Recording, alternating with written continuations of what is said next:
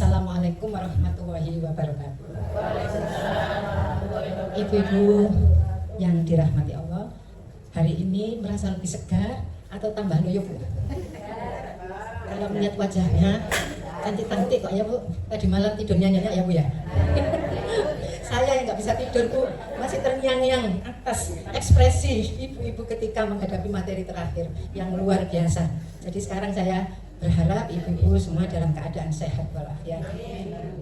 Untuk melanjutkan materi kita seperti itu, hari ini kita hadirkan dua ibu kita yang jauh-jauh dari Surabaya Bu.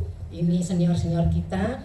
Nanti pertanyaan-pertanyaan kemarin yang masih tertahan dan kita tahan untuk awal akan bisa terselesaikan. Moga ibu-ibu bisa menghadap ke ibu-ibu. Kita perkenalkan pertama yaitu advokasi Titis Lus Laini Sarjana Hukum. Ini Bu ya, Bu Titis. Beliaunya yang akan mendampingi kita untuk secara real bagaimana cara menjadi seorang paralegal.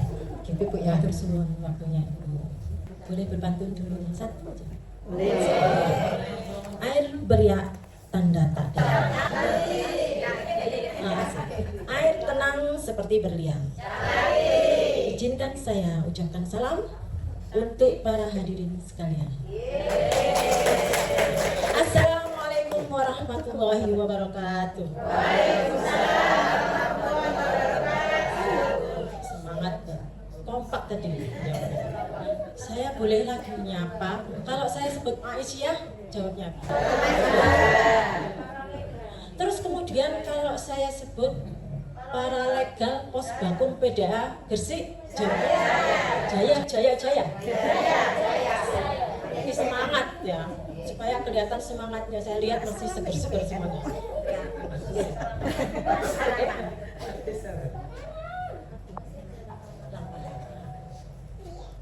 Aisyah berkemajuan. Sekali lagi, Aisyah berkemajuan. Paralegal Posbakum PDA Gresik, jaya. Saya yakin nanti paralegalnya Posbakum PDA Gresik seperti ini, sigap semuanya. Tidak akan menyerah. Insya Allah enggak ya. Sebelum nanti saya sampaikan apa saja yang ada terjadi di lapangan. Izinkan saya menyapa Ibu Ketua PDA Ketua Lagi ada acara MTQ Bu. Ibu Ketua NHH PDA Ibu Mufi beserta jajaran dan para panitia penyelenggara, matur suwun undangannya sehingga kami bisa berada di sini di depan ibu-ibu semuanya untuk menyampaikan tentang langkah-langkah pendampingan terhadap korban kekerasan. Terima kasih juga saya ucapkan dengan teman setia yang selalu berdampingan dengan saya, Ibu Dr. Nanda Sri Pratiwiningrum, Sarjana Magister Hukum Ekonomi Syariah. Beliau di Pengadilan Tinggi Agama, saya di advokatnya. Dua-duanya sama-sama pelaku di lapangan, ya. Saling berhadapan. Kalau mungkin beliau panitera senior, ketuanya panitera di Pengadilan Tinggi Agama. Dan kalau mungkin itu di pendapatnya orang-orang, wah pasti ada tiktokan. Tapi itu sangat, dari pengalaman saya itu sangat tidak mungkin terjadi kalau di pengadilan agama. Ngatain Bu, benar saya ya. Kalau di pengadilan agama tidak ada tiktok. Karena itu betul-betul untuk tapi bukan berarti di pengadilan negeri tidak terjadi. Saya juga prihatin kalau di pengadilan negeri itu memang masih ada praktek-praktek demikian. Itu tantangan kita khususnya untuk penanganan kekerasan. Kalau kebetulan kita berhubungan dengan pengadilan agama, nggak apa-apa kita lari ke pengadilan agama. Oke, boleh. Selanjutnya, saya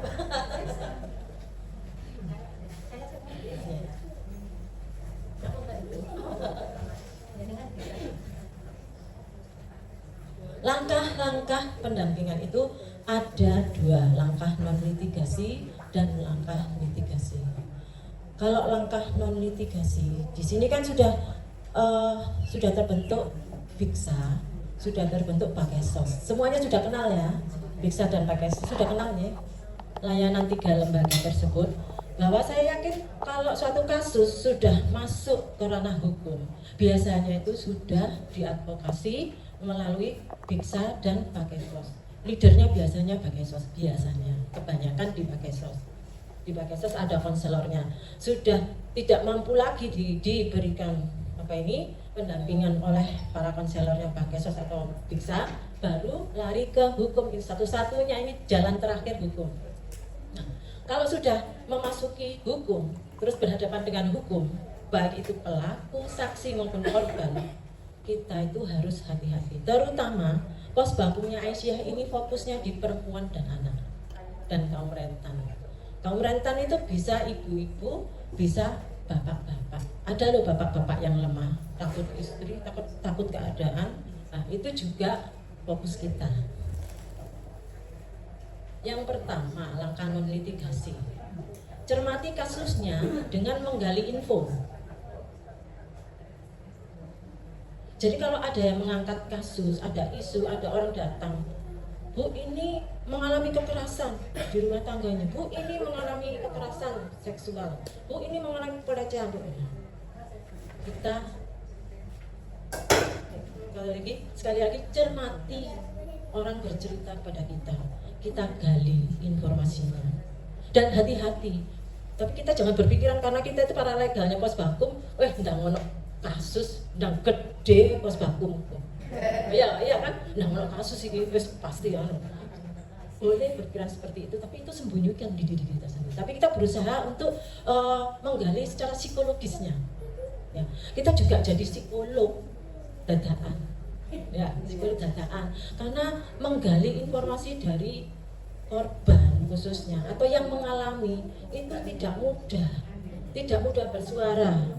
Karena pikirannya apa? Kok nang pengacara. Di pengacara duit ya enggak mampu aku. Akhirnya pilih hutang. Padahal kita jangan sampai menyampaikan bahwa itu ke pengacara. Jangan sampai. Tapi kita gali.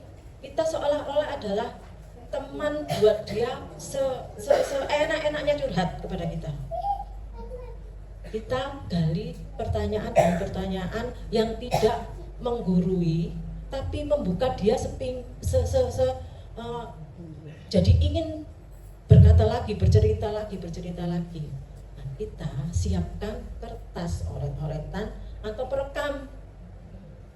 Kalau misalnya dia ceritanya panjang lebar, kita nggak mungkin nulis. Beda kalau para legal sudah berpengalaman ya Bu ya, nggak usah cuma kertas tulis 1, 2, 3 itu dia sudah bisa merekam ya. Tapi kalau para saya bukan mengecilkan arti, tapi saya yakin Ibu Aisyah itu berangkat dari ranting cabang, berarti menguasai lapangan, insya Allah gitu ya. Tapi awalnya untuk mengetahui itu paling tidak itu nulis ya, tulis kertas. Ada perekam supaya lebih enak lagi nanti kalau menyampaikan kepada yang ahlinya atau yang berkepentingan berwenang untuk melanjutkan ini, tinggal ngasihkan perekamnya saja ya.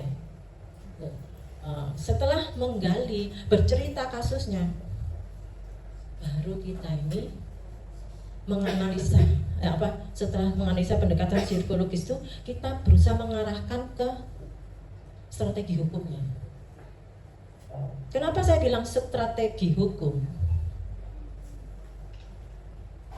Namanya kasus itu pasti berhadapan dengan hukum, ya. Iki masalah hukumnya nanti sih. Kalau sudah datang ke kita ternyata belum kena masalah hukumnya, kita gali lagi. Oh, berarti hukumnya adalah mungkin ini pengen berpisah. Oh, atau mungkin satu perlindungan saja, takut berpisah. Karena takut kalau berpisah itu kan ada kalau kau menyatakan cerai dipisah. Kalau kau menyatakan cerai pengen pisah, itu jauh dari harumnya surga. Yang dia takutkan seperti itu. Tapi satu sisi lain, kalau terus dipertahankan. Keluarga yang tidak harmonis, tidak ada samawanya, sudah nggak ada kebahagiaan, malah menciptakan neraka. Pilihan terjelek di antara yang paling itu adalah terpaksa berpisah. Ketika suami yang diharapkan jadi imam, ternyata banyak sekarang ini judol, judol, pinjol itu penyebab dari retaknya rumah tangga, masalah ekonomi. Kedua, pihak ketiga, asal usulnya juga masalah ekonomi. Terus kemudian pihak ketiga hadir iming-iming, sudah pihak ketiga. Akhirnya apa, kita menyimpulkan, wah ini kata buyar ini. Buyar ya, kita teguhkan juga. Kalau memang tidak bisa diselamatkan, ya itu jalan, kita bantu jalan itu. Tapi dengan catatan jangan jadi saling bermusuhan. Nanti kalau setelah kita bantu, karena anak-anak yang lahir, kalau ada anak-anak yang lahir itu tetap membutuhkan kasih sayang dua orang tuanya dan kewajiban dua orang tuanya untuk mendidik. Nanti ada pengacara yang, insya Allah bukan saya, pengacara yang mengajarkan supaya kamu gini, nggak bener mereka, orang itu dan orang tuanya ini nggak bener. Akhirnya buntutnya besoknya itu yang dia pikirkan adalah memusuhi, saling bermusuhan. Ada nggak ya? Ada. Pasca perceraian, apalagi gini, orang laki-laki itu begitu pasca perceraian itu kan mesti ada kewajiban hadlonah anak. Itu kewajiban laki-laki, tidak bisa hapus sampai anak dewasa. Wes cerai, buyar, aku sih dikongkon ngopeni anak-anak padahal itu anaknya mereka berdua. Ya apa enggak? Aku sih dikongkon iki emangnya nggak dipikirin aku kalau kawin lagi itu punya kebutuhan sendiri. Betul apa betul? Nah itu salah sopong gue. Ya itu kalau bercerai. Belum lagi kalau misalnya bukan bercerai tapi yang diambil adalah izin kawin, poligami, karena takut bercerai ya, poligami lebih bermasalah lagi. Karena apa? Poligami itu harus bisa adil membagi, utamanya membagi secara ekonomi. Wong satu istri aja bingung, terus poligami 2 istri, akhirnya menghilang ya, hilang dua-duanya. Itu kebanyakan kasusnya seperti itu di lapangan. Ini Bu itu bilang menghilang ini karena sudah tahu pasti menghadapi itu ya. Ada kehidupan kenyataannya seperti itu. Iya, memang seperti itu. Menghindari tanggung jawab ya itu. Nggak tahu ya kenapa kalau tanggung jawab lebih dirasakan berat, tapi kok yang dipilih malah justru sebetulnya yang lebih berat lagi. Kenyataannya seperti itu ya. Terus saya lanjut saja. Keempat, investigasi pengumpulan bukti. Nah, kalau memang sudah dirasa memang ini harus misalnya pisah. Misalnya ini ngomong pisah itu berarti perkara perdata ya. Nah, perkara perdata itu sifatnya formil, pembuktian yang didukung saksi. Lah bukti-buktinya itu apa aja? Bukti-bukti itu biasanya dari kumpulan dari suatu kronologi kejadian. Misalnya orang ini kenapa sampai pisah ya? Berarti awal-awalnya dia itu bertemu dan disatukan. Bertemu dan disatukan itu berarti ada perjodohan. Tapi perjodohan itu diformilkan tuh jadi buku nikah. Buku nikahnya diminta, buku nikahnya dikumpulkan, buku nikahnya. Bu, buku nikah saya nggak ada. Kenapa? Ada 2 versi. Saya itu suami saya itu sudah marah betul, buku nikahnya dibawa semua sama dia. Saya nggak mungkin meminta buku nikah kalau saya mau proses cerai. Itu kira-kira bisa terjadi kan? Bisa. bisa nggak diajukan cerai karena nggak ada buku nikah? Bisa nggak? Buku nikahnya nggak ada loh ini, nggak ada bukti dokumennya. Bisa nggak? Waduh, sudah jadi paralegal. Minta surat keterangan di KUA, asal diingat tanggal nikahnya. Nanti KUA tempat dia menikah menerbitkan surat keterangan nikah tercatat. Ditujukan, tujuannya adalah untuk bercerai. Harus disebutkan tujuannya untuk bercerai. Karena ada juga untuk pengurusan waris, itu juga ada juga. Tapi kalau belum pernah nikahnya dicatatkan, tidak punya buku nikah sama sekali, tapi mengaku dia adalah pasangan suami istri, bisa apa enggak? Nikah siri di bawah tangan, tapi untungnya disaksikan bapaknya. Cuma itu lupa Pak, biasanya kalau mudin pasti naik ke Ya, biasanya itu kalau disaksikan sama mudin desa. ya mudin desa. Kalau peraturan sekarang kan mudin itu selalu naik ke KUA ya. Tapi namanya nikah, dinikahkan orang tua, kadang ada loh satu keluarga ini nikah itu urusan keluarga, orang lain kan hanya saya minta jadi saksi, saya minta datang untuk bisa merayakan, mengetahui bahwa anak-anak saya ini sudah menikah, saya sendiri yang menikahkan. Nemu kayak gitu nggak? Ada ya keluarga yang seperti itu ya, urusan keluargaku ya, ada nggih? Nah seperti itu akhirnya tidak ada surat nikah, tidak ada surat mudin. Cuma ada keterangan dari desa. Keterangan dari Ya, desa. dari desa. Syukur kalau ada. Itu bisa dinaikkan juga. Itu jadi kalau kelupaan akhirnya kan merasa gini. Merasa aku sudah disahkan, orang tua aku sudah. Terus kira-kira tapi akhirnya tidak diurus ke KUA. Itu kira-kira bisa nggak diproses cerai? Padahal ini terjadi kegagalan rumah tangga. Bisa nggak diurus? Ini bukti ini surat nikahnya aja nggak ada. Dari nikah mudin itu juga nggak ada. Nah, kira-kira bisa nggak itu? Nggak punya surat nikah, nggak punya surat keterangan dari mudin, bisa nggak? Yang bilang tidak bisa ngacung? Wakeh nggak? Loh, terus kalau nggak ngacung berarti bisa? Ngacungnya yang tinggi, yakin bahwa itu nggak bisa. Kenapa? Kenapa nggak bisa? Kenapa nggak bisa? Sebaiknya nikahnya dicatatkan gitu ya. Karena mengikuti tadi bukti formil. Satu bukti formil ini memang harus ada, tapi itu bisa disiasati, bisa dilakukan supaya kita, ini tugasnya para legal, supaya bisa ada bukti surat nikah atau pengganti surat nikah.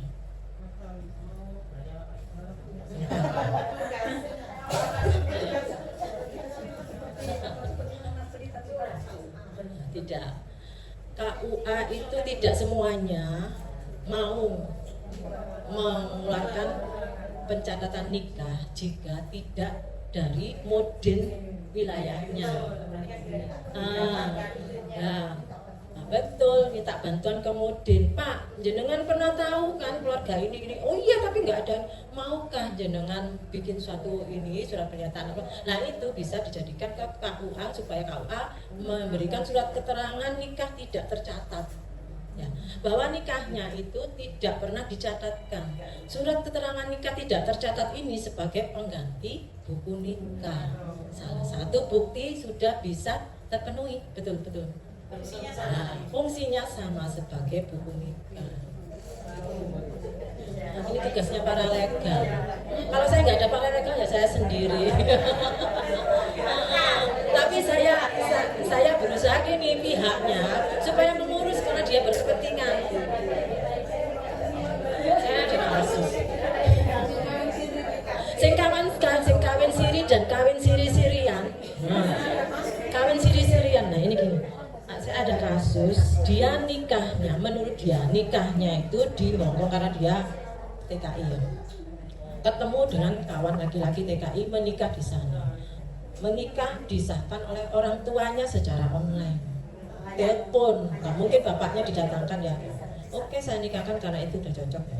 Kalau kebetulan di Hong Kong ya, di Hong Kong itu Bu, begitu nikah pernyataan seperti itu sama KBRI Hong Kong itu sudah langsung dicatat bahwa mereka adalah pasangan suami istri, sehingga bisa dikeluarkan kakak bahwa mereka adalah suami istri.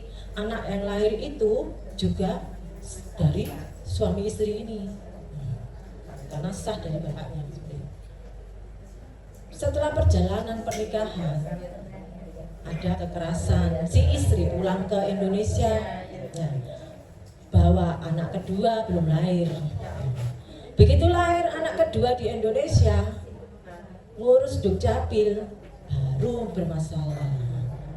Karena Dukcapil di Indonesia semuanya tunduk pada peraturan. Tuh kalau nggak ada bapaknya, nggak bisa membuktikan surat nikah asli, ikut ibunya. Akhirnya di kakaknya, akte maupun kakaknya ikut ibunya.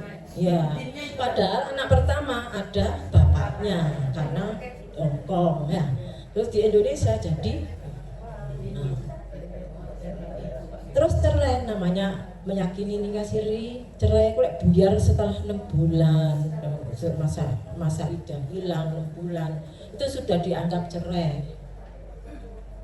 Aku nggak tahu ini hukum dari mana, tapi mereka itu nganutnya seperti itu. Terus ponis buyar berarti gini kalau bojomu gak hubungan lagi. Dia menikah lagi, dibaleni mana siri mana. Gak kapok-kapok. Ya nggak tahu ya, mungkin pengen mempelajari. Jadi dia menikah lagi, punya anak lagi. Dan pengalaman pahit lagi, buyar lagi. Gampangnya nikah, gampang buyar. Tidak ada pelindung sebagai wanita. Ibu, suatu ketika kan dia itu juga tidak enak ya. Di kehidupan sosial kan tidak enak kan dia itu. Sebetulnya dia baik-baik, orang baik-baik, ikut di pengajian, ikut grup pengajian simpatisan juga gitu ya. Dia menyadari bahwa itu satu kesalahan, tapi dia tidak sengaja, menurut dia tidak sengaja, tapi dalam hati saya loh kok mau bolak-baleni ya. Dan kebetulan waktu itu kan dia langsung Bu, ya apa caranya aku iso duwe akta cerai ya Bu? Bisa enggak ya? Dia tuh nikah siri bolak-balik sampai punya anak, terus pengen punya akta cerai. Bisa enggak? Ya,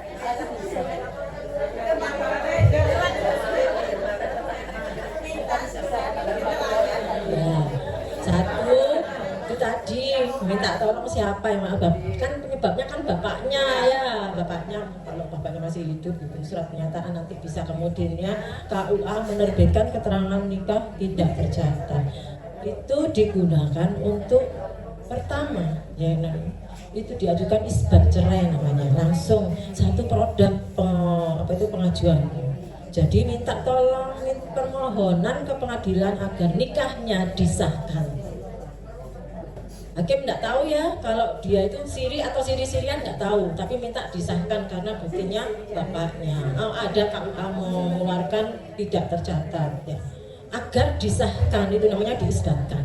Kemudian juga setelah itu juga diceraikan karena tidak harmonis hubungannya sebagai suami istri.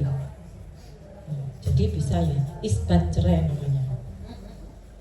Jadi hati-hati, hubungan sama modern juga itu juga perlu ada relasi yang baik, pendekatan yang baik. Tapi insya Allah para legal itu ada di lapangan ya. Sekali lagi para legal ada di lapangan. Para legal tidak bisa berdiri sendiri. Misalnya pun para legal itu punya sertifikat Kumham atau sertifikat lebih bagus lagi. Para legal tidak bisa berdiri sendiri karena legalitasnya beda dengan advokat. Advokat kan ada KTA sebagai advokat dan ada sumpah dari pengadilan tinggi. Jadi dia bisa berdiri sendiri, bisa berkolaborasi dengan kantor hukum atau firma atau bantuan hukum atau LBH atau pos bakum. Nah kalau para legal itu harus selalu di bawah naungan organisasi. Karena saya kasih tahu ya Bu, di lapangan itu tidak mulus. Ojo mundur ya, gara-gara tak cerita nih jangan mundur ya. Di lapangan itu tidak mulus, khususnya kalau kekerasan yang orang nyangkut ternyata itu ada pidananya. Diancam sama pihak lain, pihak laki. Kamu jangan ikut-ikutan ya. Ditutno sampai ngomong apa enggak kader? Sebagai paralegal, pos Bapak Aisyah kader apa enggak? Mundur apa enggak?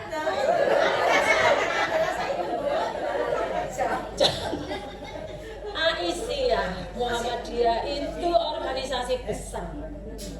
Di kepleknya misalnya paralegal Aisyah. Saya kasih tahu pinter orang-orang yang berhadapan dengan kita. Makanya jangan berdiri sendiri, jangan jalan sendiri. Ya, berdua, bertiga kelompok bawah. Saya adalah paralegalnya pos Bapak Aisyah. Yang lainnya itu juga takut karena dia pikir ini Aisyah Muhammadiyah. Di belakangnya banyak. Di belakangnya banyak orang. Dia noleh Pak Aisyah itu orang Muhammadiyah. Misalnya, oh itu orang Aisyah, meskipun tidak sebagai paralegal, tapi kita itu satu di organisasi Aisyah Muhammadiyah, saling membantu. Jadi masih tetap semangat ya sebagai paralegal. Nggak mundur ya, sekali kalau saya kasih tahu juga bahwa peran Aisyah nanti disampaikan beliau peran Aisyah bahwa kita itu juga punya MOU atau kerjasama dengan pemerintah di levelnya ataupun sampai di atasnya, sekalipun untuk tindak pidana, karena Aisyah itu sudah menandatangani MOU dengan Polri untuk kejahatan pidana perlindungan perempuan dan anak khususnya. Ya Allah. Dan itu jadi jangan takut kalau misalnya paralegal PDA, paralegal ini ya bawa paralegal pos Bagum Aisyah kemudian mendampingi kasus pidana, datang ke kepolisian, jangan takut membantu mendampingi melaporkan di kepolisian, jangan takut karena itu ada turunannya dari Polri, mesti turun ke Polda turun ke Polres turun ke Polsek. Itu saya alami sendiri, saya dari pos Bagum Aisyah. Saya dipersilakan dengan baik menceritakan biasanya polisi itu ngomongin tentang duit. Biasanya itu sudah umum. Restorasi justice itu bisa dilakukan kalau ada duit. Tapi kalau kita sebagai khususnya perlindungan perempuan dan anak, paralegal atau advokat perlindungan perempuan dan anak, terus ada yang di belakangnya Aisyah, itu kita diajak diskusi. Ngomong duit itu sungkan, tapi mencarikan jalan keluar, jadi bertabayun dua-duanya. Saya pernah menangani kasus ini berhubungan dengan hutang piutang nggak tanggung-tanggung 7M.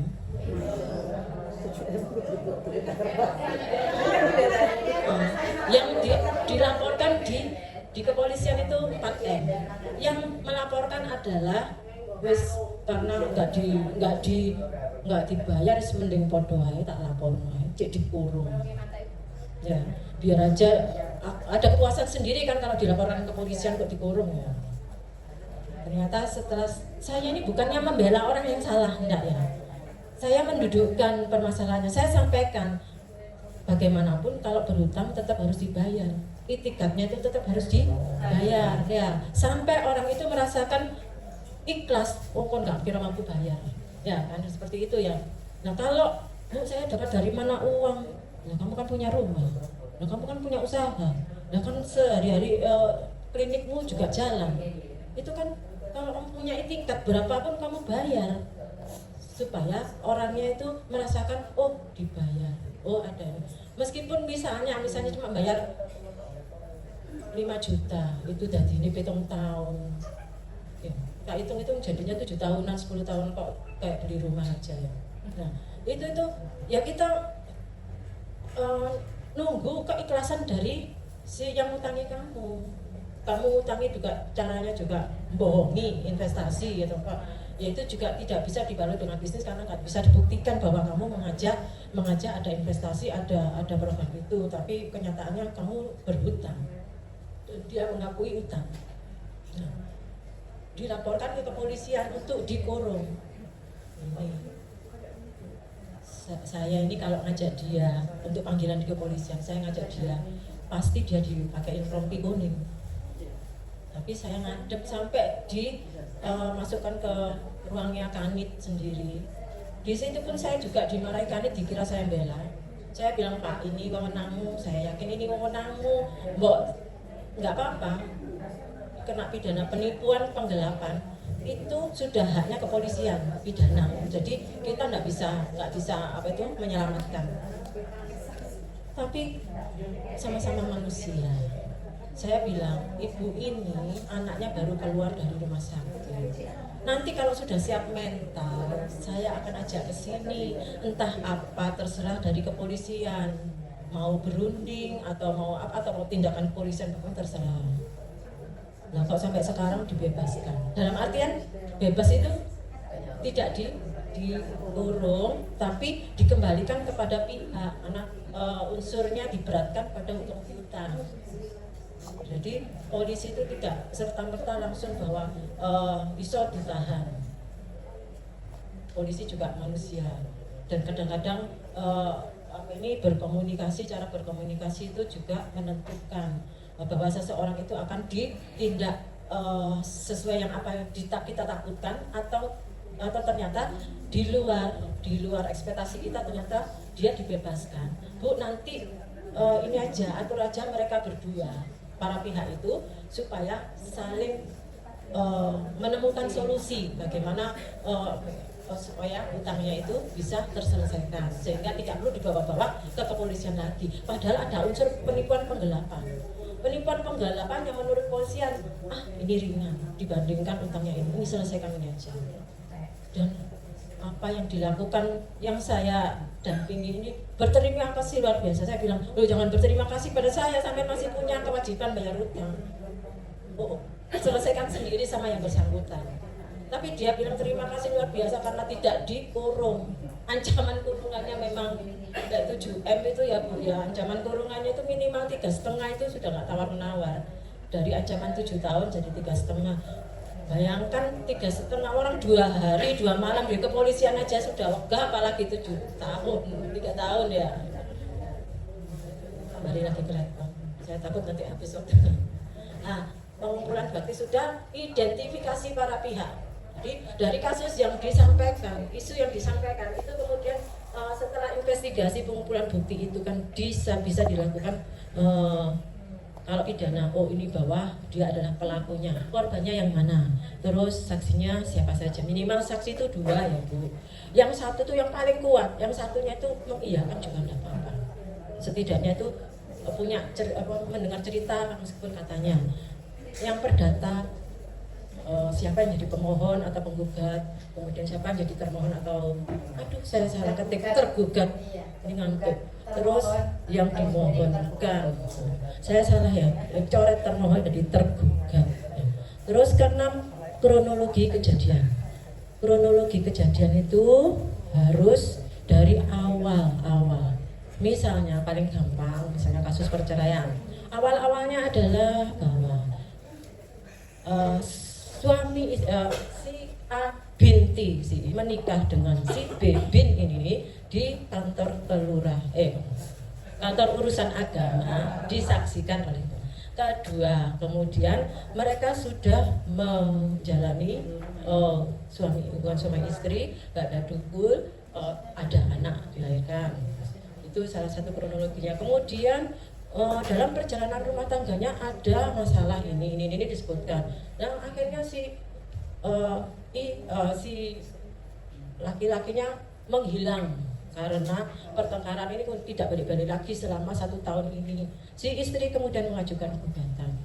Itu bisa gugatan. Kalau yang laki-laki hilang tidak diketahui alamat jelas, sebaiknya langsung diajukan gugatan cerai goib. Tahu cerai goib? Goib itu duduk.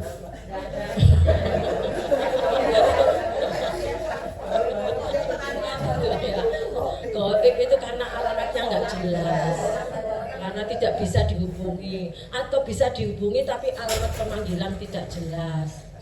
Nah itu hakim itu selalu melihatnya bahwa kalau memang tidak bisa dihubungi, meskipun pakai alamat rumahnya ada, tapi penghuni di rumah itu nggak ada, sehingga tidak ada yang tanda tangan waktu pemanggilan, itu tetap dianggap tidak patut. Ya, biasanya makin menyarankan goib saja. Ya, cerai goib itu nanti tunggu 4 bulanan baru diproses, disidangkan 1 kali sidang langsung putus.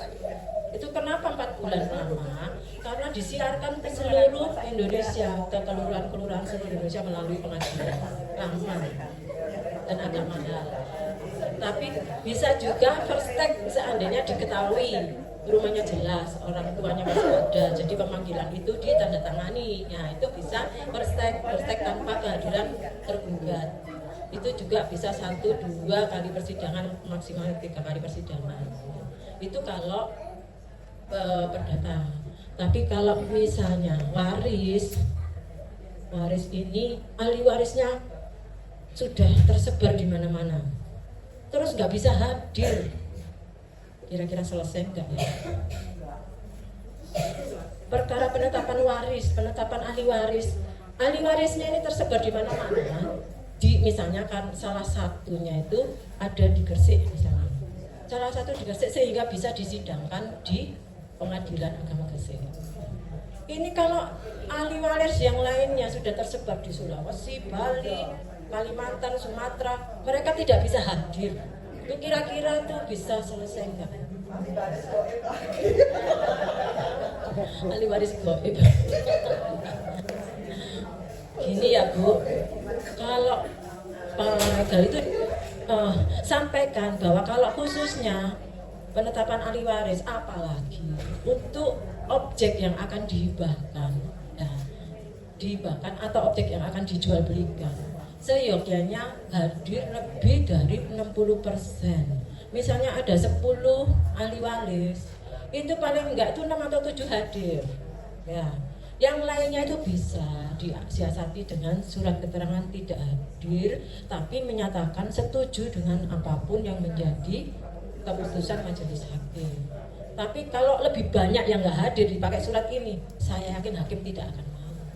Nanti tiba-tiba muncul gugat waris, hakim nggak mau diikut-ikutkan karena gugat itu kan di putusan pengadilan itu kan hakimnya disebutkan, hakim tidak akan mau. Jadi kenapa mereka keberatan kalau diusahakan ya ahli waris yang lainnya hadir lebih banyak, sehingga hakim itu teryakinkan bahwa nanti kalau ada ada konsekuensi dari penetapan ahli waris ini mau dihibahkan atau dijual belikan, itu tidak menjadi masalah lagi, bahwa itu memang menjadi kesepakatan bersama para ahli warisnya.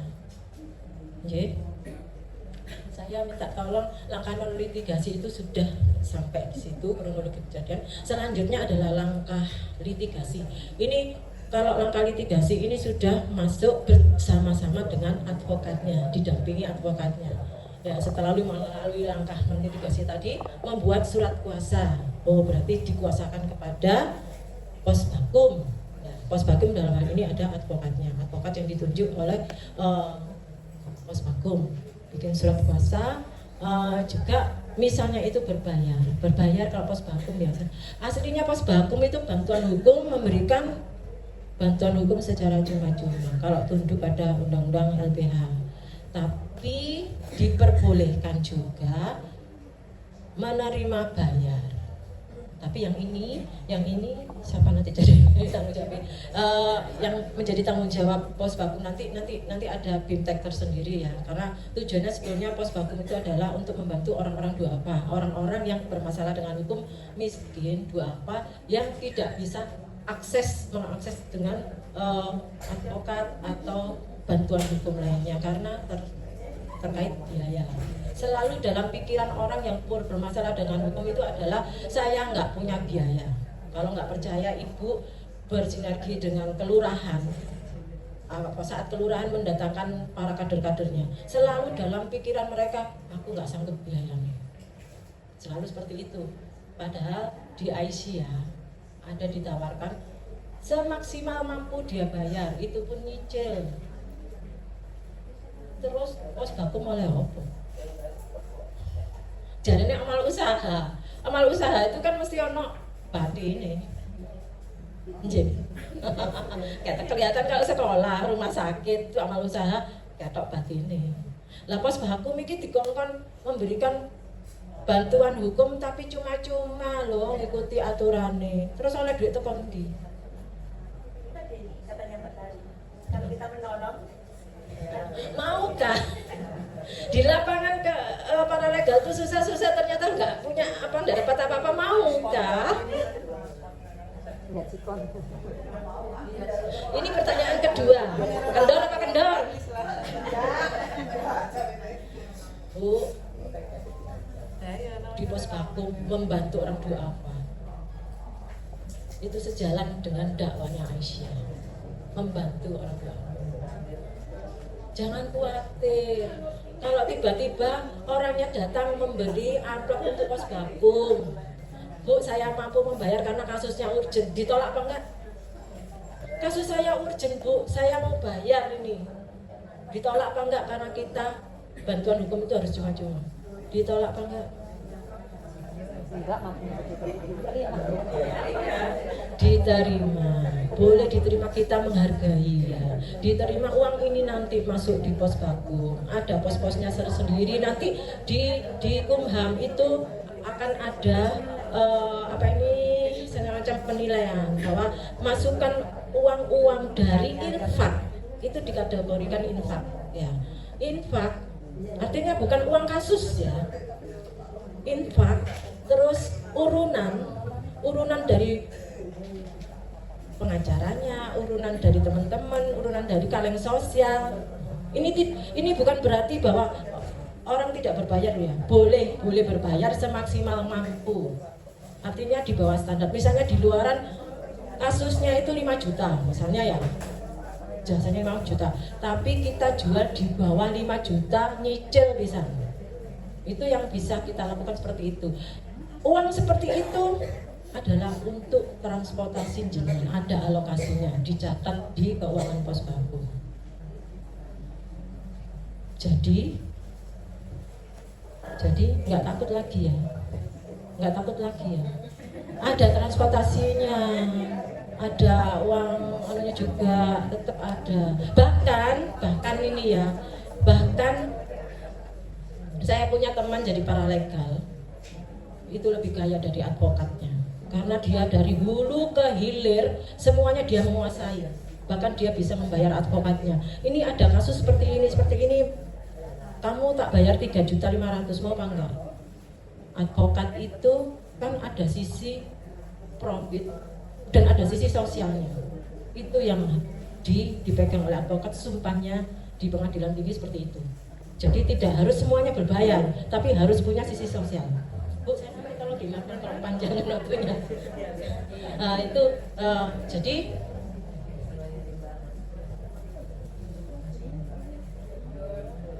paralegal bisa lebih kaya dari advokatnya. Jadi jangan berpikir bahwa paralegal itu asistennya advokat, belum tentu. Paralegal itu bisa lebih kaya, bisa lebih menguasai.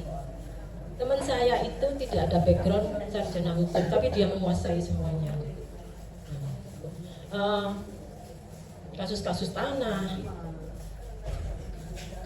itu yang menguasai siapa? Orang lapangan, paralegal. Tiba-tiba ketemu advokat. Jadi advokat jasanya saja. Yang lalu adalah paralegalnya. Kira-kira kalau paralegalnya pos vakum dan kemudian paralegal itu juga tidak menutup kemungkinan juga bisa juga mengerjakan di luar. Ini ada unsur ekonomi, profit di ekonomi. Ini saya kasih gambaran seperti itu. Jadi tidak akan mundur ya. Siap semuanya. Saya kasih tahu ini. Jadi paralegal itu boleh melakukan mengerjakan apa saja, apa seperti sama yang dikerjakan oleh advokatnya, kecuali satu, duduk di meja kuasa hukum di dalam ruang sidang. Boleh nggak bersidang? Boleh sebagai saksi. sebagai asistennya advokat, boleh. Cuma satu, nggak boleh duduk di meja penasihat hukum bagi paralegal.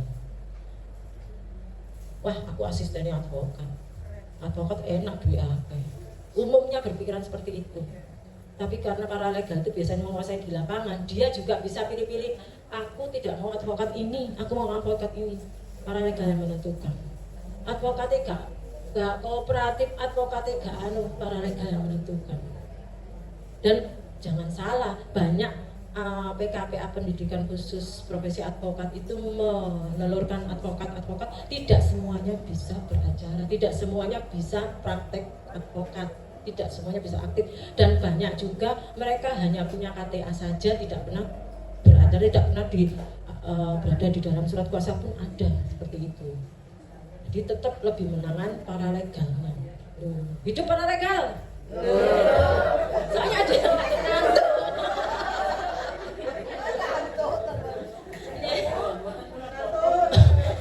Mengumpulkan bukti itu seperti tadi dan mencari saksi minimal 2 orang. Kemudian menguji awal dokumen-dokumen bukti. Dokumen-dokumen bukti itu untuk dilegalisir, leges di pos, kantor pos, dan juga leges di pengadilan. Di leges di pengadilan ada 2 leges jadinya ya. Terus kemudian menyusun legal opinion, gugatan atau permohonan. Atau kalau itu kasus pidana, bantu membikinkan laporan ke kepolisian. Yang keenam, pendaftaran perkara melalui e-court.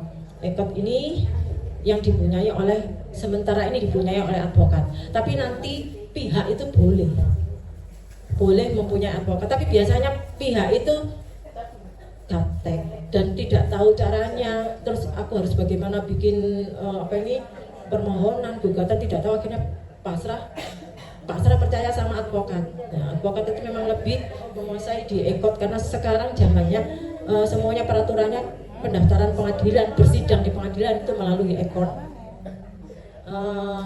Kemudian sidang-sidang di pengadilan.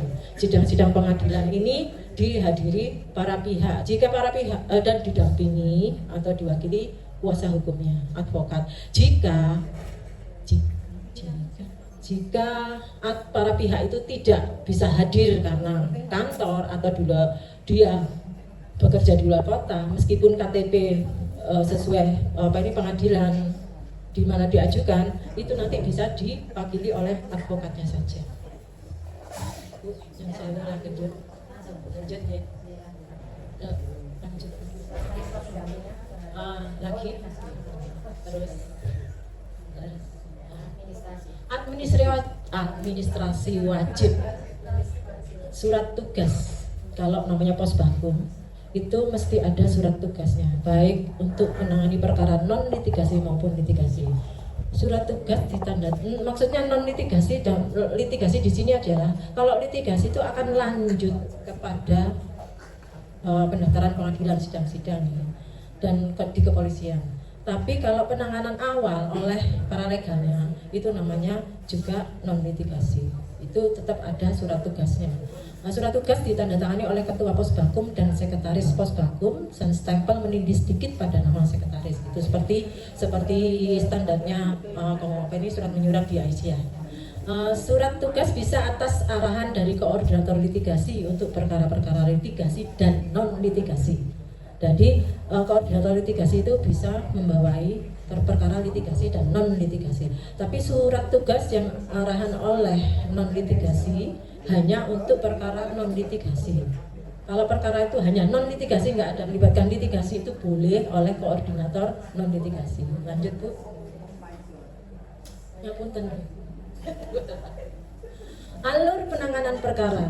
Nah ini kalau di dalam Posbakum, di dalam Posbakum itu ada alur penanganan perkara. Dari mulai klien mengisi buku tamu, jadi disediakan buku tamu ya, dan formulir konsultasi. Kita sebut form 1. Kemudian admin di dalam Posbakum itu di kantornya ada admin. Saya yakin di sini seperti yang pakai sos, Biksa itu ada admin yang menjaga kantor menerima tamu. Admin membuat jadwal konsultasi. Atau jika ada advokat di situ, advokat dapat menangani langsung perkara yang bersifat urgent atau mendesak. antara lain berkaitan dengan kasus-kasus pidana dan kekerasan dalam rumah tangga. Kemudian advokat menindaklanjuti dengan konsultasi langsung. Advokat menyampaikan hasil konsultasi kepada pimpinan harian untuk mendapatkan surat tugas. Pimpinan harian membuat surat tugas kepada advokat yang ditunjuk untuk menangani. Advokat yang menangani perkara wajib menyampaikan perkembangan perkara secara tulis kepada pimpinan harian secara berkala. Ini ada formnya. Terus kemudian alur penyimpanan dokumen. Advokat dan atau admin wajib membuat tanda terima atas seluruh dokumen yang diterima dari penerima layanan. Penerima layanan itu siapa? Para pihak, ya, para pihak. Terus admin wajib melakukan scan seluruh dokumen perkara, scan atau fotokopi. Terus seluruh dokumen yang diterima wajib disimpan di kantor administrasi Posbakum. Jadi di kantor Posbakum juga ada filing rak kabinet yang menyimpan. Saya sarankan dikunci ya Bu, karena perkara-perkara ini sifatnya rahasia, atau jika suatu saat dibutuhkan itu menjadi bukti, karena belum tentu yang sudah tersimpan ini tidak menjadi kasus di kemudian hari, karena bisa jadi orangnya peninjauan kembali lah, ini masih ada. Misalnya ada kasus peninjauan kembali itu tidak ada batas waktu. Jadi misalnya baru tahun kemudian itu baru diketemukan novum atau bukti baru, ini dinaikkan oleh lawan. Kita sudah ada filing kabinet yang dikunci. Saya sarankan dikunci. Lanjut. Nah, di Posbakum seluruh bantuan hukum itu minimal 4 identitas SDM Posbakum. Admin Posbakum pertama, kedua paralegal Posbakum jenengan semua, identitasnya dibuatkan dari Posbakum nanti. Ketiga advokat Posbakum yang harus ada KTA yang masih berlaku, KTA-nya masih berlaku. Misalnya KTA-nya sudah mati tahun 2024 harus diperbarui. Biasanya memperbarui dari organisasi advokat itu ada 2 tahun, ada 3 tahun. Pokoknya KTA yang masih berlaku dan berita acara sumpah pengadilan tinggi, karena semua advokat itu punya berita acara sumpah dari pengadilan tinggi. Keempat, pimpinan harian Posbakum. Kenapa pimpinan harian Posbakum ditaruh di bawah? Menganut tuturi Handayani. Semua bekerja dulu, baru pimpinannya itu, oh ini kasusnya, saya beri tugas ini. Dia follow up setiap ini, mana perkembangan kasusnya. Tuh, pimpinan harian bertugas seperti itu. Payung hukum untuk perempuan. Undang-undang PKDRT, penghapusan kekerasan dalam rumah tangga, syarat Undang-Undang Nomor 23 Tahun 2004. Enggak bisa dicatat. Terus Undang-Undang Tindak Pidana Kekerasan Seksual, Undang-Undang Nomor 12 Tahun 2022. Lanjutnya Undang-Undang Ketenagakerjaan Nomor 13 Tahun 2003. Kemudian Undang-Undang PTPPO, tindak pidana perdagangan orang, Undang-Undang Nomor 21 Tahun 2007. Kemudian mesti biasanya itu dikaitkan dengan KUHP atau dicontohkan. Itu adalah payung hukum untuk perlindungan perempuan. Next itu payung hukum untuk anak, Undang-Undang Perlindungan Anak, khusus untuk perlindungan hak anak. Saya lupa undang-undang nomor berapa, bisa di search di Google ya Bu. Terus Undang-Undang PPO tadi, Undang-Undang PKDRT yang tadi juga saya sebutkan, terus Undang-Undang Sistem Peradilan Anak khusus untuk anak sebagai pelaku, terus Undang-Undang Ketenagakerjaan dan KUHP biasanya juga dicontohkan. KUHP selalu dikait-kaitkan di sini. Boleh lanjut Bu? Nah, dari produk-produk undang-undang tadi biasanya ada turunan. Untuk produk hukum dari perlindungan perempuan dan anak itu ada Inpres, ada Perpres, peraturan presiden, ada Kepres, keputusan presiden, ada peraturan pemerintah, ada Perda, peraturan daerah, ada Pergub, peraturan gubernur, ada Perwali, peraturan wali kota, ada Pergub, peraturan bupati. Contohnya salah satu aja contohnya misalnya Perwali. Perwali ini karena saya dari Surabaya ya, saya contohkan di Surabaya. Untuk pasca perceraian, perlindungan terhadap perempuan pasca perceraian itu secara otomatis karena ada perwali yang menyatakan bahwa ada kerjasama antara wali kota dengan pengadilan agama Surabaya, bahwa untuk kasus perceraian secara otomatis pengadilan itu akan membebankan hak mut'ah, hak iddah, dan hak hadronah kepada laki-laki, baik itu melalui gugatannya perempuan maupun dari talaknya pihak laki-laki. Kalau talak biasanya, namanya talak kan mesti dihadirkan perempuannya, nah itu talak itu sesuai dengan dimediasi. Bisa angkanya standar, karena ngaku-ngaku nggak mampu. Ada loh Bu, PNS dosen, maaf saya sebutkan dosen saya malu saya nggak sebutkan pokoknya PNS ya. Itu kan kalau PNS itu kan kalau dosen S2 gajinya kan lumayan ya. Dia menyebut bahwa dia nggak mampu pada waktu persidangan. Untungnya si istri datang. Ini juga sudah diakal-akali. Alamat pemanggilan itu bukan alamatnya si istri. Cuma si istri itu tahu, ada yang ngasih tahu. Akhirnya nyoba datang. Mencoba menyampaikan di majelis hakim. Saya tidak beralamat di sini, tapi saya tahu ada pemanggilan sehingga saya bisa mendatangi. Dan saya tidak mau terima bahwa suami saya bukan PNS, orang yang tidak mampu katanya. Suami saya PNS, saya punya buktinya. Saya punya bukti, saya penggajiannya suami saya. Nah, coba kalau misalnya istri tadi tidak datang, ya dikasih apa adanya, meskipun ada kerjasama antara wali kota dengan pengadilan agama, meskipun dia dapat hak nantinya itu kalau tidak dihadiri itu standar itu kalau orangnya bilang tidak mampu, standar itu itu diberikan 500.000 kali maksimal 10 kali. Terus iddah itu 3 kali 500.000. Hadrona anak 500.000 per anak. Itu standar minimal kalau tidak ada perempuan yang hadir. Tapi kalau perempuan yang hadir, ini khusus talak ya.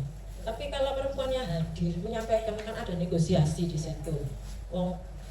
Laki-lakinya mampu kok cuma dikasih segitu, khususnya anak ya. Ya untungnya dia hadir, itu sudah nakalan kan ya. Pemanggilan di alamat lain. Untungnya dia hadir dikasih tahu temannya. Dia menyampaikan bahwa dia itu PNS. Saya punya bukti penggajiannya rutin sekian. Akhirnya majelis hakim menyampaikan PNS tidak semudah itu kami memproses. Mintakan surat dari BAKN, ya administrasinya BAKN. Dan itu makan waktu antara 3 sampai 9 bulan. Ya seperti itu lamanya. Karena apa? Ya bagi si istri ya nggak apa-apa karena kan dia diceraikan ya. Dia itu kan memperjuangkan haknya dan hak anaknya. Yang ya itu kalau tentang pisah ya sudah pisah, tapi kan hak itu tetap harus diperjuangkan ya. Karena jangan sampai pada waktu susah didampingi, terus tiba-tiba enak ditinggal. Ya itu kalau dan misalnya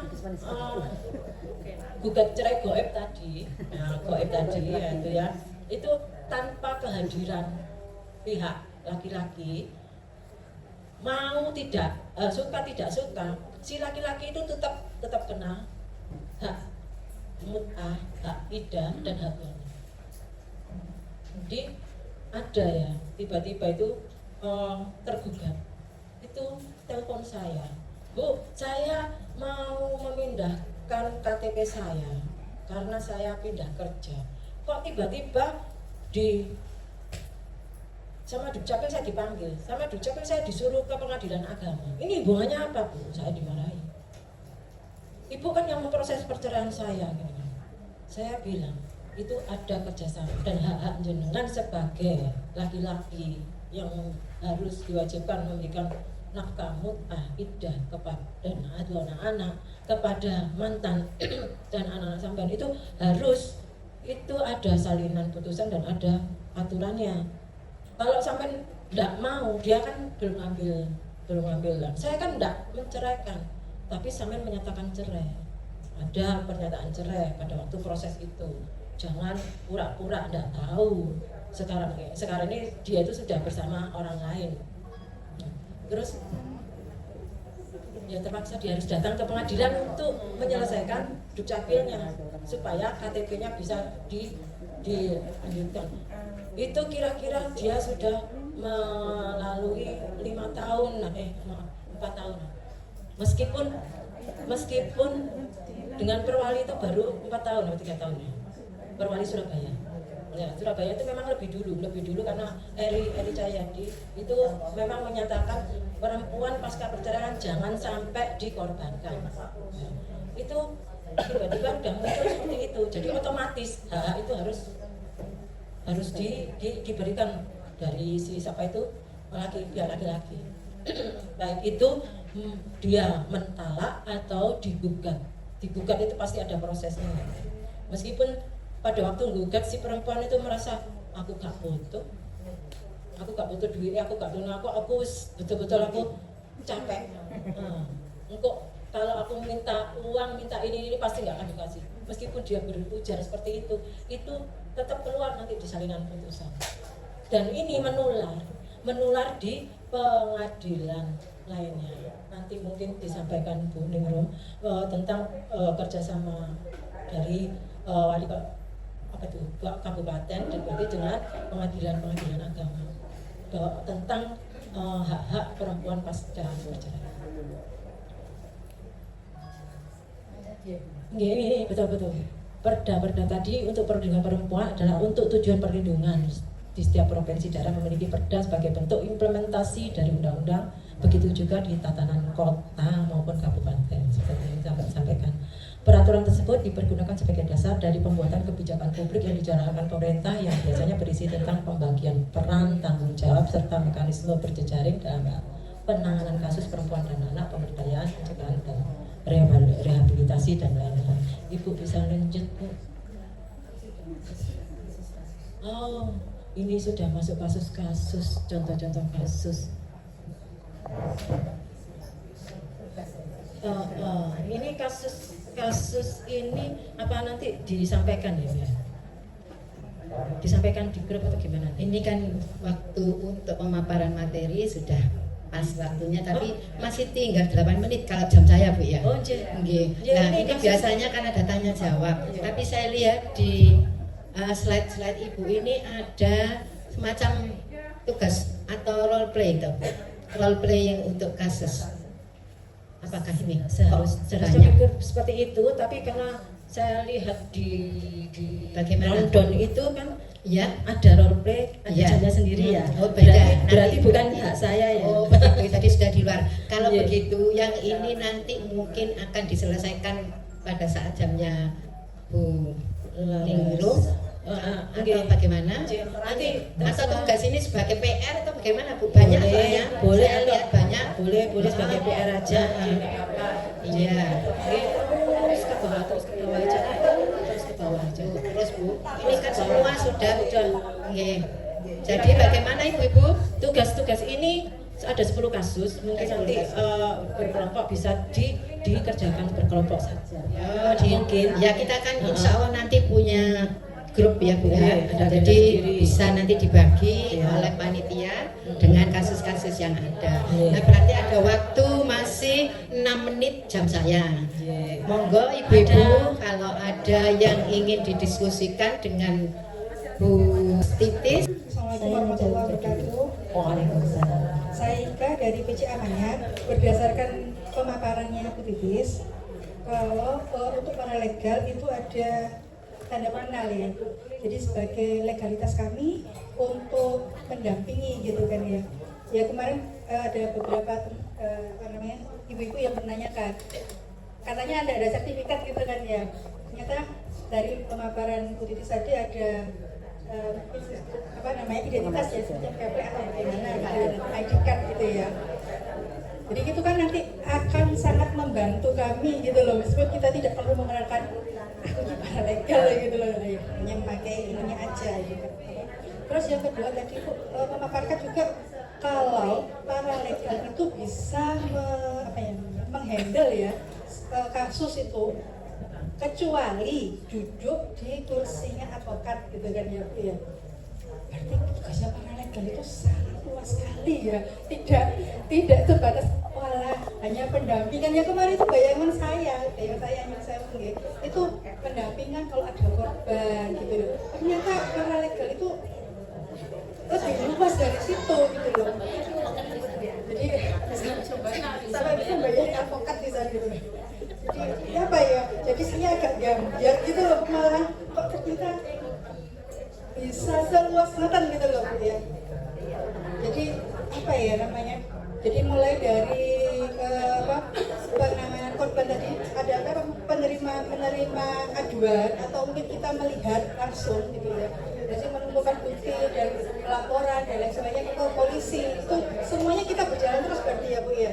Sampai ke pengadilan juga seperti itu ya. Boleh dilakukan seperti itu. Tapi kalau memang misalnya Bu, saya ada kasus lain juga, Bu ada itu dan itu tetap didampingi advokat. Tapi di awal-awal kalau jenengan merasa yakin bisa, itu semaksimal bisanya lakukan. Karena tidak menghalangi tugas paralegal itu memang luas sekali, sama dengan advokat. Cuma legalitasnya harus dilindungi. Itu tadi. Ya. Jadi jangan tidak menyerahkan ya, tidak mundurkan ya. Nyambungnya jauh Bu. Kita kan belum nggak sama sekali nggak tahu hukum jadi nggak mungkin sampai gimana. Dalam pikirannya jangan hukum. Nanti penyelesaian kasus itu harus didampingi advokat ahlinya. Sementara seperti itu. Tapi kalau jenengan nanti sudah bisa ahli, itu bisa melebihi advokat. Kemungkinan itu sampai sana. Jadi tepuk tangan buat para legal.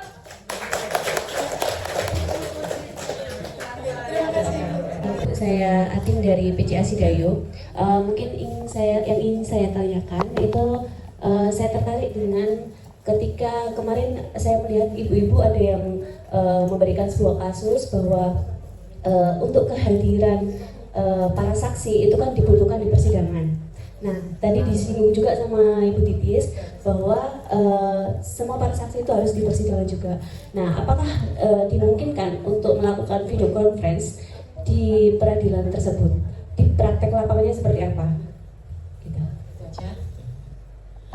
Sebentar, saya boleh langsung jawab, saya takut lupa ya nanti video call conference sebagai saksi karena dia tidak bisa hadir. Sebaiknya saksi itu dihadirkan. Permintaan majelis hakim itu untuk formal saksi itu kalau bisa sebisanya dihadirkan. Kalau sudah 2 dihadirkan, misalnya dibutuhkan saksi lagi video conference, minta izin ke majelis hakim. Hakim yang menentukan boleh tidaknya.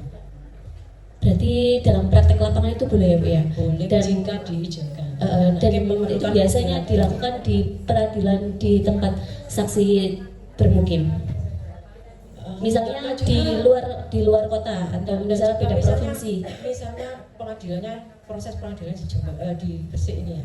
Saksinya yang tahu itu kebetulan KTP Jember. Dia sering mondar-mandir Gresik atau karena akhirnya dia jadi saksi karena seringnya mondar-mandir Gresik Jember. Karena dia mengetahui dan misalnya saksi kunci itu boleh hadir. KTP Surabaya karena dia mengetahui persis kejadian boleh jadi saksi ya, nanti yang menentukan hakim. Pokoknya nanti setelah dicek, diteliti sama hakim bahwa dia layak jadi saksi, layak bisa memberikan mendukung bukti-bukti yang diajukan, itu diterima sah sebagai saksi oleh hakim. Kayak kemarin ada kasusnya ibu siapa yang dari yang anaknya di Jogja, keponakannya di Jogja itu kan nggak bisa berhalangan, nggak bisa hadir ya. Nah, apakah itu bisa dimohonkan di pengadilan di Jogja kemudian ke Gresik untuk meminta, maksudnya nanti pemeriksaan saksinya itu berada di pengadilan Gresik gitu, karena beliaunya tidak bisa hadir di Jogja. Jadi melalui video conference. Maksudnya Bu Atin ini, apakah kaosnya untuk menjadi saksi dalam untuk video conference itu ada ketentuan, ada persyaratan, begitu ya? Itu ada kriterianya yang menentukan itu hakim ya. Minimal itu 2 itu sudah dihadirkan sebagai saksi ya. Ini sudah meyakinkan hakim bahwa ini bisa mendukung bukti-bukti yang sampaikan. Saya kira 2 aja yang hadir sudah cukup. Tapi apabila kemudian saksi kunci yang menentukan itu adalah yang di Jogja karena tidak bisa hadir, nah ini biasanya itu kasus-kasus pidana ya. Itu kembali lagi ke majelis hakim. Kalau memang majelis hakim pengen menggali lagi, itu bisa dimungkinkan video call untuk menambahkan. Terima kasih sebelumnya. Keponakan saya itu kan kecelakaan di Jogja, meninggal. Kita itu sudah beberapa kali pemanggilan dari pihak keluarga ke kepolisian. Karena sudah berapa kali itu kan biaya sudah keluar banyak dari pihak saya gitu loh, Bu. Ini mau berkas sudah mau dialihkan ke kejaksaan.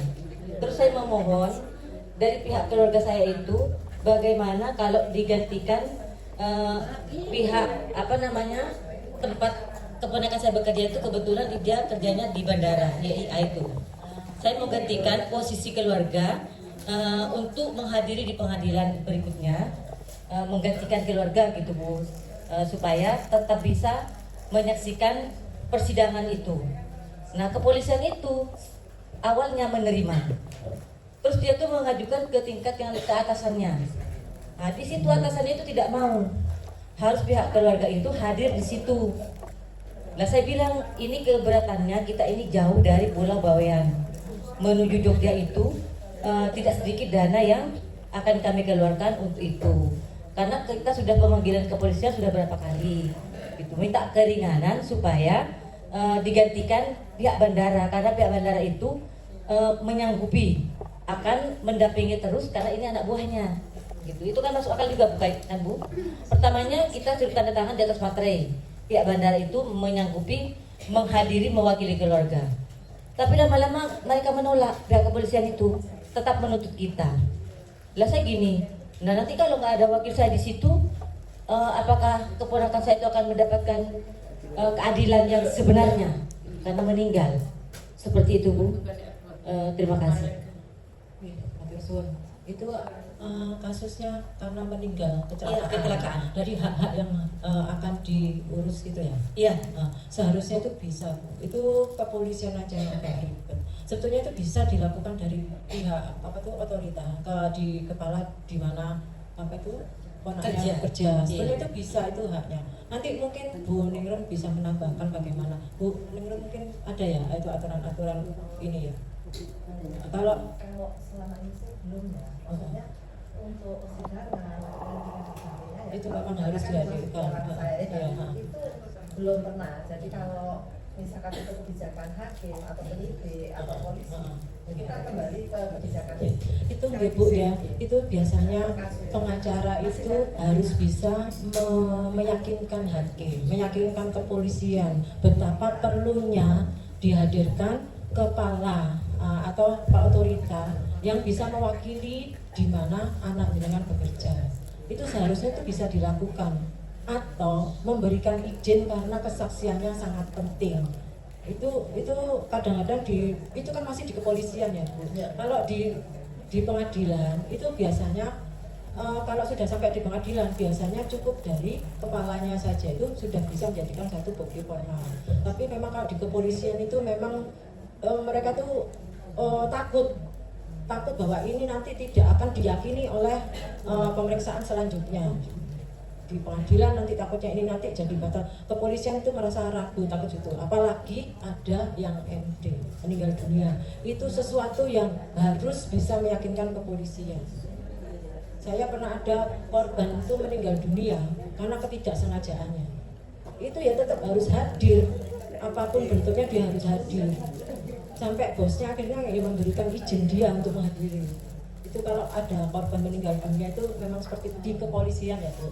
Kalau nanti sudah di pengadilan, asalkan bukti formil itu meyakinkan, itu memang tapi kalau nggak meyakinkan, majelis hakim memberikan kesempatan minggu depannya untuk diperiksa. Itu yang praktek saya di lapangan seperti itu. Ada jelas atau masih remang-remang atau masih tidak bisa menerima?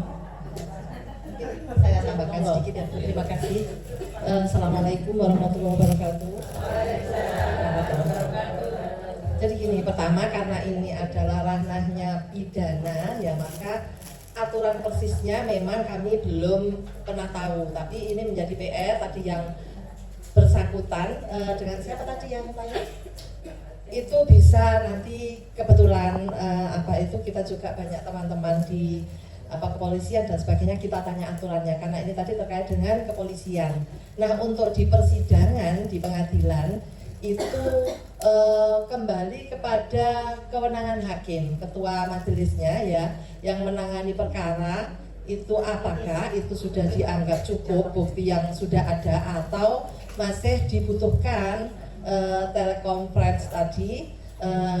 Aturannya tadi kan masih ada PR ya masih ada PR karena itu terkait dengan IT dan sebagainya, maka itu kembali ke kewenangan majelis hakim kalau sudah di persidangan.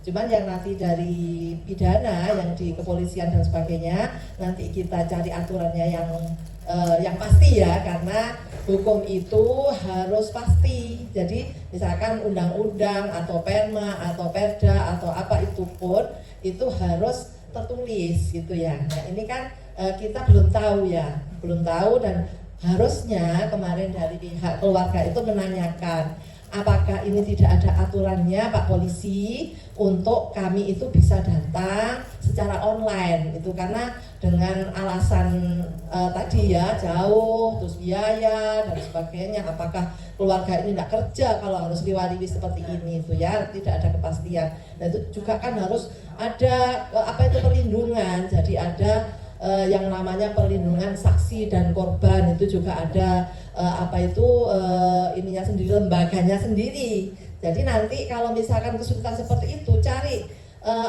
lembaga perlindungan saksi dan korban. Di situ nanti beliaunya akan betul-betul membantu. Kalau memang sampai saat ini itu belum ada jalan keluarnya, maka cari lembaga perlindungan saksi dan korban seperti itu ya Bu ya. Tambahannya, terima kasih.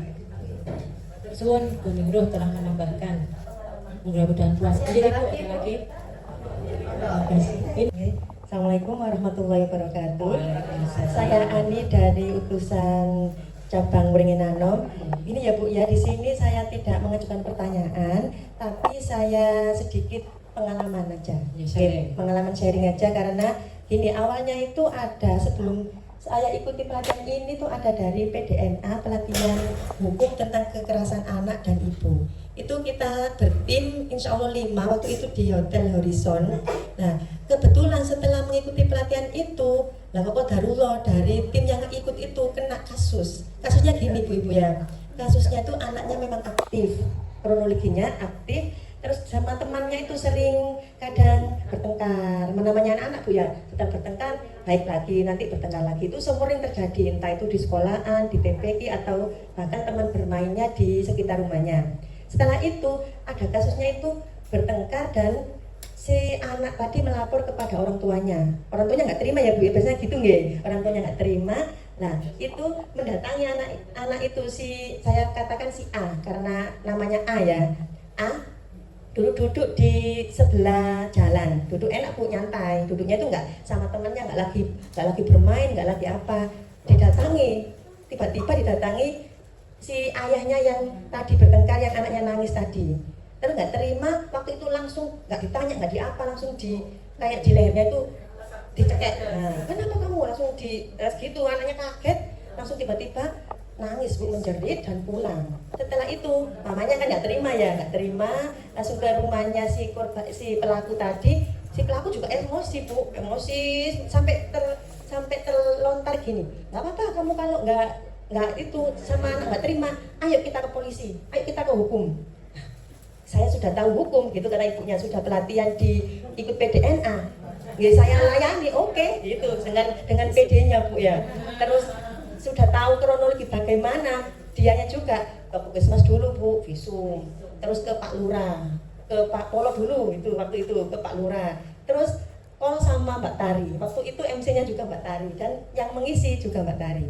Nah, terus sama Mbak Tari juga welcome, sama dihubungi dengan itu ada pengisi acaranya itu insya Allah Pak Amik waktu itu, Pak Amik Bu ya. Nggak itu ya, nggak kenal. Nah itu Pak Amik langsung Bu, berapa hari itu langsung datang ke rumahnya, ngasih bagaimana jalan keluarnya. Baru ditemukan di balai desa, ada polsek itu datang Bu ya. Akhirnya si pelaku itu dijerat denda ya Bu ya, gitu. Dijerat denda, insya Allah waktu itu dimintai Pak Amik 20 juta. Ya, untuk itu, untuk ya yang ke psikiater juga Bu, anaknya disuruh ke psikiater untuk mengobati lukanya tadi itu. Terus orang tuanya si mamanya si A tadi ya juga kasihan juga ya, kok kebanyakan ya Pak Amik 20, gimana kalau separuh saja gitu. Akhirnya menerima 10 juta itu di tangan Pak Amik. Nah dari pelajaran ini ya Bu ya, insya Allah kita sebagai para legal itu ada cantolannya yang kuat, dan kita itu kalau minta bantuan itu langsung tanggap gitu. Seperti tadi contohnya Mbak Tari langsung ya, segap gimana caranya, nggak pakai ulur-ulur waktu yang panjang. Jadi kita para legal semuanya di sini Bu Ibu ya tetap semangat dan siap mengemban tugas. Begitu nggih. Insya Allah. Terima kasih. Wassalamualaikum warahmatullahi wabarakatuh. Waalaikumsalam. Terima kasih sharingnya Ibu. Iya, memang untuk kasus anak, apalagi sampai mengarah ke kriminalitas itu tuh memang untuk jerah, supaya jerah itu diadukan ke kepolisian.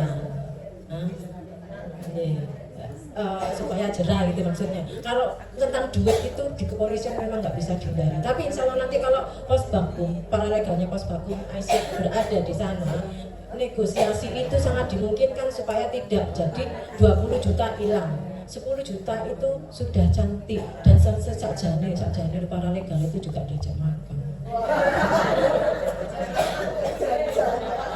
Itu memang karena uang itu adalah pengobatan trauma.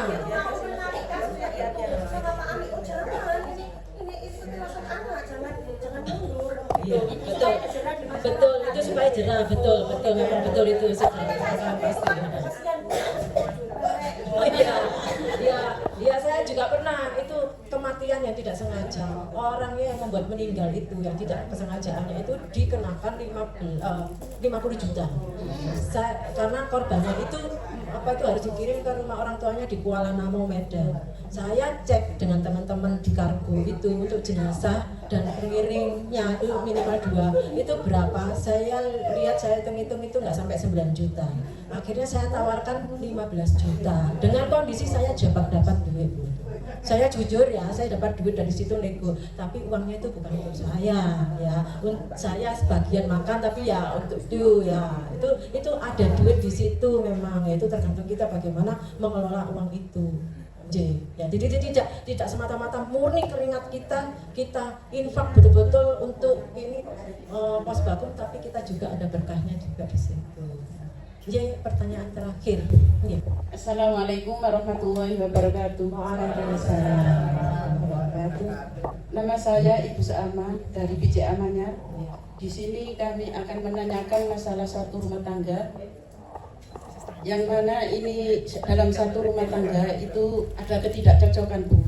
Begini ceritanya, satu keluarga ini kerja di Malaysia, yang laki-laki kerja ke Malaysia selama 20 tahun itu nggak pulang-pulang. Mulai dari hamil 3 bulan sampai 20 tahun itu nggak pernah pulang sama sekali. Tapi cuma mengirim selama 3 kali, ngirim uang. Terus begini Bu, anaknya kan mau kawin, umur 20 tahun, perempuan, kan harus cari wali. Cari wali ini kan harus orang tua, sedangkan orang tuanya kan masih hidup. Terus yang pihak Mudin sana itu kan, ini kan ada saudara laki-lakinya. Terus ada yang negur gak bisa karena masih ayahnya masih hidup, ya gitu. Terus dicari-cari berapa hari itu dia gak ketemu, tapi ada teleponan gitu loh, maksudnya pihak KUA tidak mau kalau orangnya tidak datang, tapi yang pihak sana itu bersedia tapi dengan video call. Itu bagaimana Bu penyelesaiannya? Sampai sekarang itu masih. Terima kasih, mohon dipecahkan masalah ini Bu. Ya. Kok enak banget. Selama di luar negeri hanya 3 kali. Selanjutnya bye. Tapi cuma bisa dikontak saja. Kira-kira jadi apa dia ya? Kerja apa ya? Jangan-jangan disetir sama istri misalnya. Jangan-jangan loh ya, biasanya seperti itu ya. Tapi sebagai wali yang harus itu hak wali. Supaya gini ya. Kenapa Modin itu tidak mau memberikan walinya ke orang lain?